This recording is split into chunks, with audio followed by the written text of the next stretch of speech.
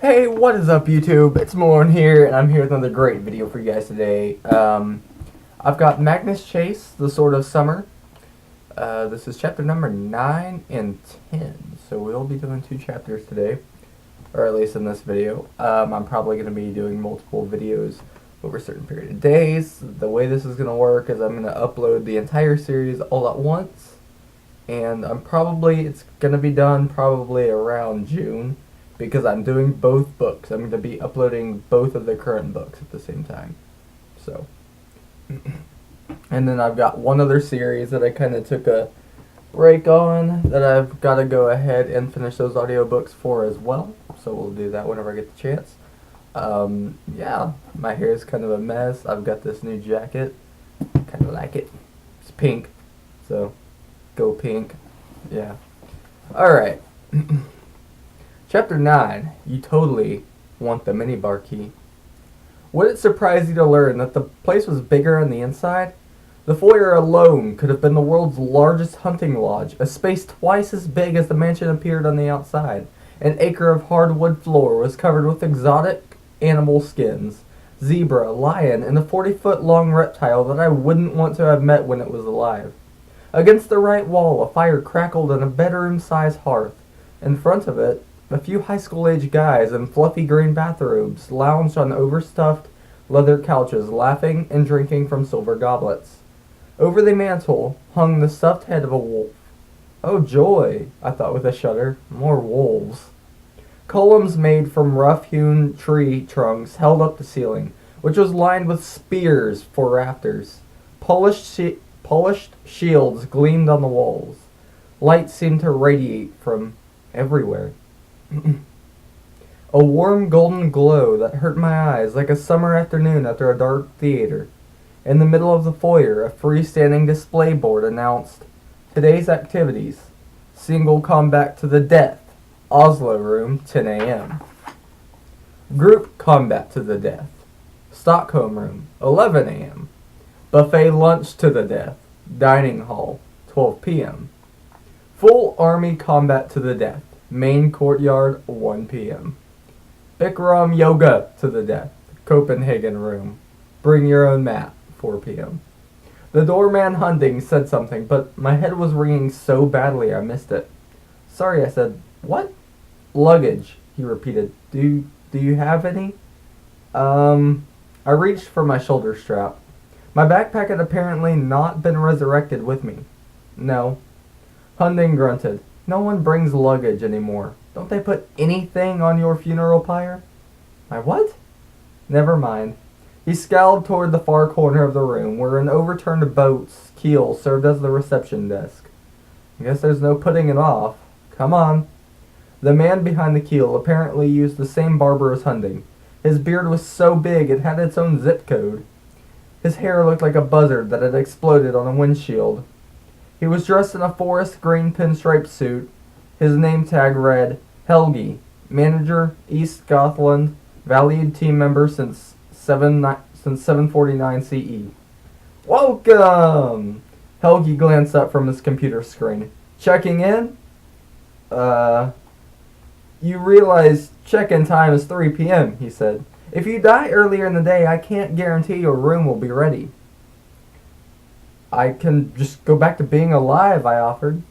No. He tapped on his keyboard. Ah, here we are. He grinned, revealing exactly 3 teeth. We've upgraded you to a suite.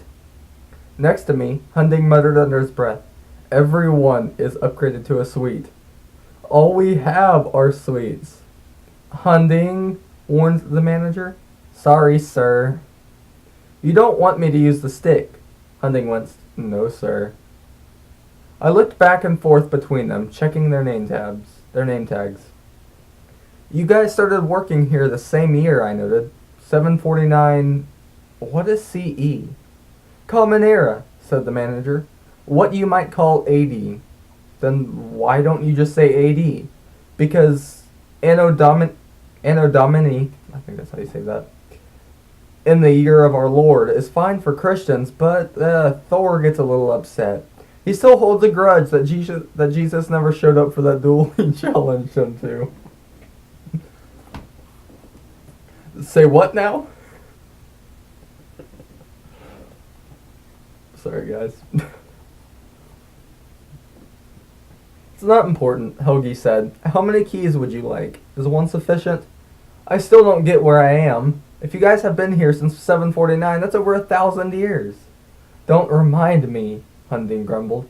But that's impossible. And you said I'm dead. I don't feel dead. I feel fine. Sir, Helgi said, all this will be explained tonight at dinner. That's when new guests are formally welcomed. Valhalla. The words surfaced from the depths of my mind, of my brain. The half-remembered story my mom had read me when I was little. The HV on your lapel. The V stands for Valhalla. Helgi's eyes made it clear I was straining his patience. Yes, sir, the Hotel Valhalla. Congratulations. You've been chosen to join the hosts of Odin. I look forward to hearing about your brave exploits at dinner. My legs buckled. I leaned on the desk for support. I'd been trying to convince myself this was all a mistake. Some elaborate theme hotel where I'd been mistaken for a guest. Now I wasn't so sure. Dead, I mumbled. You mean I'm actually... Here is your room key. Helgi handed me a stone engraved with a single Viking room, like the stones in Uncle Randolph's library. Would you like the minibar key? He wants the minibar key, Hunding answered for me. Kid, you want the minibar key. It's gonna be a long stay. My mouth tasted like copper. How long? Forever, Helgi said. Or at least until Ragnarok. Hunding will now show you to your room. Enjoy your afterlife. Next! My room does not suck. Or chapter 10, my room does not suck. Sorry about that. I wasn't paying the closest attention as Hunding guided me through the hotel. I felt as if I'd been spun around 50 times, then released into the middle of a circus and told to have fun. Each hall we walked through seemed bigger than the one before. Most of the hotel guests looked like they were in high school, though some looked slightly older. Guys and girls sat together in small groups, lounging in front of fireplaces, chatting in many different languages, eating snacks or playing board games like chess and Scrabble, and something that involved real daggers and a blowtorch. Peeking in the side lounges, I spotted pool tables, pinball machines, an old-fashioned video arcade, and something that looked like an Iron Maiden from a torture chamber. Staff members in dark green shirts moved among the guests, bringing platters of food and pitchers of drink. As far as I could tell, all the servers were buff female warriors with shields on their backs and swords or axes on their belts, which is not something you see a lot in the service industry. One heavily armed waitress passed me with a steaming plate of egg rolls. My stomach rumbled.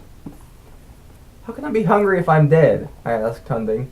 None of these people look dead. Hunding shrugged. Well, there's dead, and then there's dead.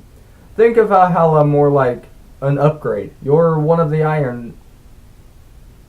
Einherjar now. He pronounced the word like Einherjar. Einherjar, I repeated. Just rolls right off the tongue. Yeah, singular. Einherjar. He said it like Inherjar, or Inheryi. We're the chosen of Odin, soldiers in his eternal army. The word Inherjar is usually translated as lone warriors, but that doesn't really capture the meaning. It's more like the once warriors, the warriors who fought bravely in the last life and will fight bravely again on the Day of Doom. Duck. The Day of Doom, Duck? No, Duck!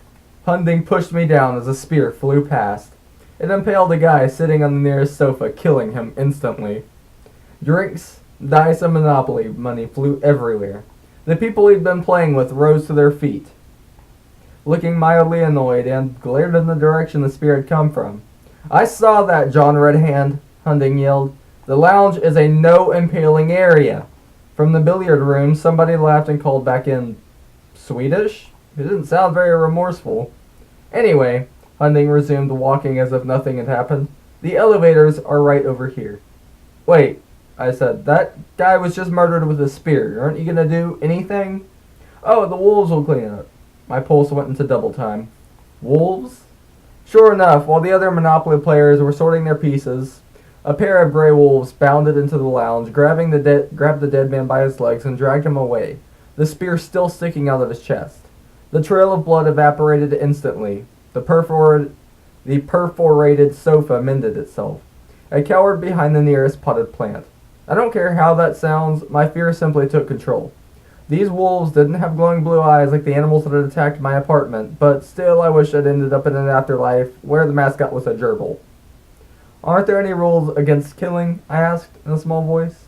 Hunting raised a bushy eyebrow. That was just a bit of fun, boy. The victim will be fine by dinner. He pulled me out of my hiding place. Come on. Before I could ask more about the bit of fun, we reached an elevator. Its cage door was made out of spears. Overlapping gold shields lined the walls. The control panel had so many buttons. It stretched from floor to ceiling. The highest number was 540. Hunting pressed 19. How can this place have 540 floors? I said. It would be the tallest building in the world. If it only existed in one world, yes, but it connects in all of the 9 worlds. You just came through the Midgard entrance. Most mortals do. Midgard. I vaguely remembered something about the Vikings believing in 9 different worlds. Randolph had used the term worlds, too, but it had been a long time since my mom read me those Norse bedtime stories. You mean like the world of humans? Aye. Hunting took a breath and recited, 540 floors has Valhalla, 540 doors leading out into the 9 worlds. He grinned. You never know when or where we'll have to march off to war. How often has that happened? Well, never, but still, it could happen at any time. I, for one, can't wait. Finally, Helgi will have to stop punishing me. The manager? What's he punishing you for? Hunting's expression soured. Long story. He and I... The elevator's spear cage door rolled open.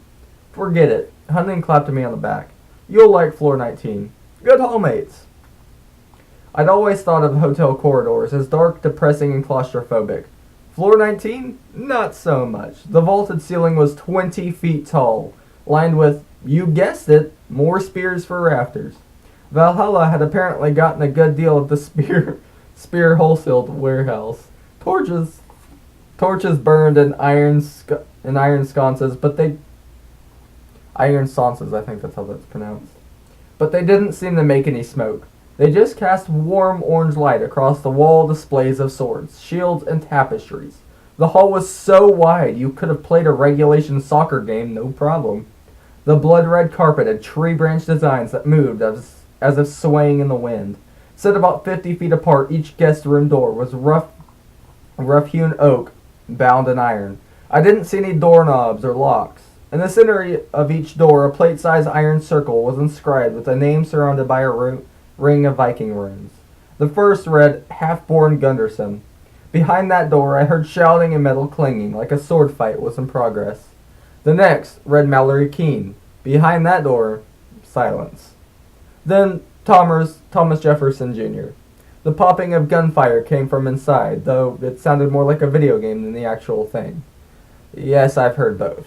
The fourth door was simply marked X. In front, a room service cart sat in the hallway with the severed head of a pig on a silver platter. The pig's ears and nose looked slightly nibbled. Now, I'm not a food critic. Being homeless, I never could afford to be, but I draw the line at pig heads. We'd almost reached the T at the end of the hall when a large black bird shot around the corner and zipped past me, almost clipping my ear. I watched the bird disappear down the hall. A raven with a notepad and a pen in its talons. What was that? I asked. A raven, Hunting said, which I found very helpful. Finally, we stepped at a door inscribed, Magnus Chase. Seeing my name written in iron, inscribed with runes, I started to tremble. My last hope that this might be a mistake, birthday prank, or cosmic mix-up finally evaporated. The hotel was expecting me. They'd spelled my name right and everything. For the record, Magnus means great. My mom named me that because our family was descended from Swedish kings or something a billion years ago. Also, she said I was the greatest thing that ever happened to her. I know. 1, 2, 3. Aww! It was an annoying name to have. People tended to spell it Magnus. Mangus. Rhymes with Angus. I always corrected them. No, it's Magnus. Rhymes with Swagnus. At which point, they would stare at me blankly. Anyway, there was my name on the door. Once I went through, I would be checked in. According to the manager, I'd have a new home until doomsday. Go ahead, Hunting pointed at the runestone key in my hand. The symbol looked sort of like an infinity sign or a sideways hourglass. It's Dagaz, Hunting said. Nothing to be afraid of. It symbolizes new beginnings, transformations. It also opens your door, and only you have access. I swallowed. What if, for instance, the staff wants to get in? Oh, we use the staff key. Hunting patted the axe in his belt. I couldn't tell if he was kidding. I held up the runestone. I didn't want to try it, but I also didn't want to stay in the hallway until I get impaled by a random spear or injured by a raven hit and run. Instinctively, I touched the stone to the matching Dagaz marker on the door. The ring of runes glowed green. The door swung open. I stepped inside, and my jaw hit the floor. The suite was nicer than any place I'd ever lived, nicer than any place I'd ever visited, including Uncle Randolph's mansion. In a trance, I moved to the middle of the suite, where a central atrium was open to the sky. My shoes sank into the thick green grass. 4 large oak trees ringed the garden like pillars. The lower branches spread into the room across the ceiling, interweaving with the rafters. The taller branches grew up through the opening of the atrium, meeting a lacy canopy. Sunlight warmed my face. A pleasant breeze wafted through the room, bringing the smell of jasmine. How? I stared at Hunting. Hundreds of floors are above us, but that's open sky, and it's the middle of winter. How can it feel sunny and warm? Hunting shrugged. I don't know. Magic. But this is your afterlife, boy. You've earned some perks, eh? Had I? I didn't feel particularly perk-worthy. I turned in a slow circle. The suite was shaped like a cross, with 4 sections radiating from the central atrium. Each wing was as large as my old apartment. One was the entry hall where we'd come in. The next was a bedroom with a king-size comforter and fluffy-looking pillows on the bed, beige walls with no artwork or mirrors or another decoration. Heavy brown curtains could be drawn to close off the space. I remembered when I was a kid how my mom used to make my room as no frills as possible. I'd always found it hard to sleep indoors unless I had total darkness and nothing to distract me. Looking at this bedroom, I felt like somebody had reached into my mind and pulled out exactly what I needed to be comfortable. The wing to the left was a dressing area, bathroom tiled in black and beige, my favorite colors. The perks included a sauna, a hot tub, a walk-in closet, a walk-in shower, and a walk-in toilet. Just kidding on that last one, but it was a fancy throne suitable for the honored dead.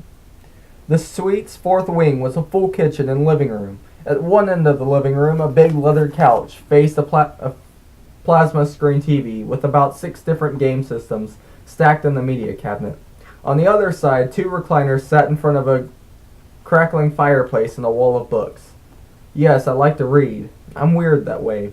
Even after dropping out of school, I spent a lot of time in the Boston Public Library, learning random stuff just to pass the time in a warm, safe place. For 2 years, I had missed my old book collection. Never seriously thought I would have one again. I walked over to check out the titles on the shelves. Then I noticed the picture framed in silver on the fireplace mantel. Something like a bubble of helium made its way up my esophagus. No way. I picked up the photo. It showed me at age 8 and my mom at the summit of Mount Washington in New Hampshire. That had been one of the best trips of my life. We'd asked a park ranger to take the photo. In the shot I was grinning, which I don't do anymore, showing off my missing 2 front teeth. My mom knelt behind me with her arms wrapped around my chest. Her green eyes crinkling at the corners, her freckles dark from the sun, her blonde hair swept sideways by the wind. This is impossible, I murmured. There was only one copy of the picture. It burned in the fire. I turned to Hunting, who was wiping his eyes. You okay? He cleared his throat. Fine. Of course I'm fine. The hotel likes to provide you with keepsakes. Reminders of your old life. Photographs. Under his beard, his mouth might have been quivering. Back when I died, they didn't have photographs. It's just, you're lucky. No one had called me lucky in a very long time. The idea shook me out of my gaze. I'd been without my mom for 2 years. I'd been dead or upgraded for only a few hours. This bellhop from Saxony had been here since 749 CE. I wondered how he had died and what family he'd left behind. 1,200 years later, he was still getting teary-eyed about them, which seemed like a cruel way to spend an afterlife. Hunting straightened and wiped his nose. Enough of that. If you have any questions, call the front desk. I look forward to hearing about your brave exploits tonight at dinner. My brave exploits? Now, don't be modest. You wouldn't have been chosen unless you did something heroic. But it's been a pleasure serving you, sir, and welcome to the Hotel Valhalla. He held out his palm. It took me a second to realize he wanted a tip. Oh, I dug into my jacket pockets, not expecting to find anything. Miraculously, the chocolate bar I'd swiped from Uncle Randolph's house was still there, undamaged from its trip through the great beyond. I gave it to Hunding. Sorry, that's all I have. His eyes turned the size of drink coasters. Gods of Asgard! Thank you, kid! He sniffed the chocolate and held it up like a holy chalice. Wow! Okay, you need anything, you let me know. Your Valkyrie will come get you right before dinner. Wow! My Valkyrie? Wait, I don't have a Valkyrie. Hunding laughed, his eyes still fixed on the chocolate bar. Yeah, if I had your Valkyrie, I'd say the same thing. She's caused her share of trouble. What do you mean? See you tonight, kid. Hunding headed for the door. I got things to eat. I mean, do. Try not to kill yourself before dinner. That's chapter 9 and 10 of Magnus Chase by Rick Riordan. I hope you guys enjoyed.